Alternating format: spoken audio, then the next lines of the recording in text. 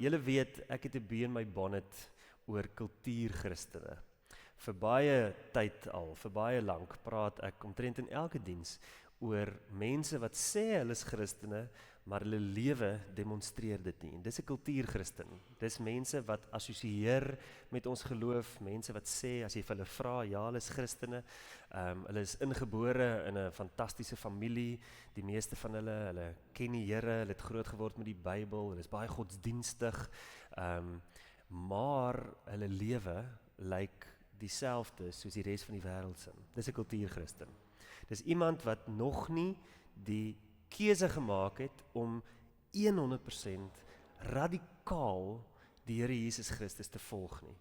Om die woord van die Here en dit wat die Bybel vir ons leer 100% radikaal gehoorsaam te wees aan.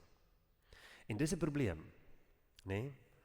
Want ons lewens het 'n getuienis. So mense kyk na ons en hulle sê, jy's 'n Christen want jy assosieer met die Christen geloof. Jy kom Sondag kerk toe. Jy's Paasfees en Kersfees in die kerk. Jy's hier, jy's deel van die geloofsgemeenskap. Maar nou leef jy in pertinente sonde of jy doen dinge wat ek nie by 'n Christen sou pas nie. En dis die probleem.